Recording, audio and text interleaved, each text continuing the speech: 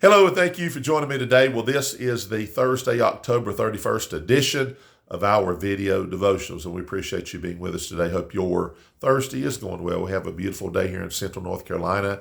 Hopefully everything's going well where you're at. We're going to jump into it today. Our theme this week has been taking some passages from Luke chapter 17. We'll do that today, Luke 17:32. It's only 3 words to the verse. I guess it's probably the second shortest verse in the Bible, but we're going to look at those 3 words and then go over to Genesis chapter 19 and look at a few passages there. So if you want to find those, Luke 17:32, and then turn to Genesis 19. Otherwise, thank you for watching the videos. We appreciate you and all the acknowledgments, whatever they might be, okay? All right, here we go. Luke 17:32 says this: remember Lot's wife. And that's something. Now, many of us, if we've been in church any length of time, we know what that's about. We're going to look at that here in just a minute. But that was in connection. Jesus was talking about his second coming and about things not going back to and that sort of thing. So we're going to look here in Genesis 19 and just see what was the deal with Lot's wife. All right, so the story, of course, is about there's going to be, the Sodom and Gomorrah is going to be destroyed. And for that to happen, then Lot, his wife, and his 2 daughters have to leave, all right? The Bible says here in verse number 16, and while he lingered, the men laid hold upon his hand, and upon the hand of his wife, and upon the hand of his 2 daughters, the Lord being merciful unto him, and they brought him forth and set him without the city. They're just kind of hanging around like, we don't want to leave, but even the angels had to kind of take him by the hand and lead him out. Then, of course, it says here in verse number 24, then the Lord rained upon Sodom and upon Gomorrah brimstone and fire from the Lord out of heaven. It says in verse 26, but his wife looked back from behind him, and she became a pillar of salt. Now, why was that? Why do you think God's judgment would have been so harsh upon Lot's wife that he literally turned her from a living human being into a pillar of salt? Well, if we was to go back here to verse 17, and it came to pass when they brought them forth abroad that he said, escape for thy life, look not behind thee, look not behind thee. So they were instructed, don't look behind you. Now you say, well, why did she look? Was it because, the destruction, just simply looking back and looking at all of that? I could see where somebody would say, man, that's you just can't help from not looking at that. But they were told, don't look back. Could it have been that she longed for the place, that she had no problem living there and all of that, perhaps? But you know what? They were told to not look back.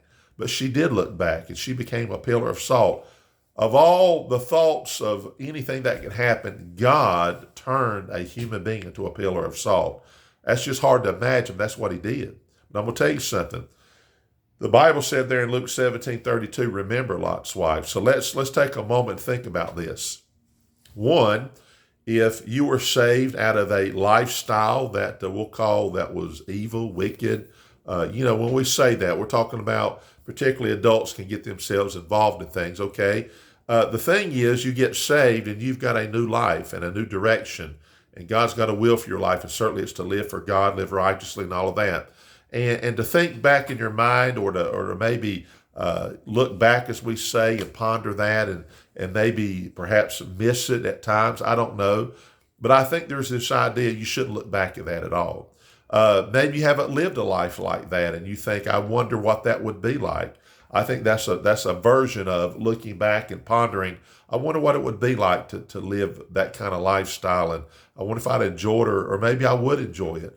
So I think the idea is always look forward to what God has for you. Don't look back at the things that are wicked or vile, or even your past, in which you look at it and you keep pondering and dwelling on it, and maybe the guilt of it. Look, if you've left that, you've asked God to forgive you, don't look back. Don't go back to that. You look forward and look at the things that God has for you. And that's the proper place to look, is to look forward. Even the Bible says don't look to the left or the right. It's kind of like don't get distracted, and just keep going forward, and keep going forward for God. So when we think about remember Lot's wife, I guess 2 things is don't look back at at anything that's not right and ponder it and wish for it. The children of Israel, they wanted to go back into Egypt. Man, we enjoyed what we were eating there, watermelons and leeks and all of that. And it's just not proper and right. The other thing is, hey, the judgment that was pronounced there. Hey, a pillar of salt, really? Wow. So we don't want to have that kind of judgment, do we? Certainly not. So let's look forward and don't look back. Don't wish for the things that might be something you may have enjoyed at one time. Don't look back, and don't look back at the guilt and all of that. If you're living for God and you've asked God to forgive you, then just don't look back at that. So let's remember Lot's wife, and what a tragedy that she was instantly changed into a pillar of salt. And that didn't have to happen, but she was instructed, don't look back. So let's don't look back at those things, okay? All right, we're going to stop right there. Hope you have a great day, safe day, healthy day. Lord willing, we'll see you tomorrow on November the 1st, Friday, November the 1st. Thank you for watching.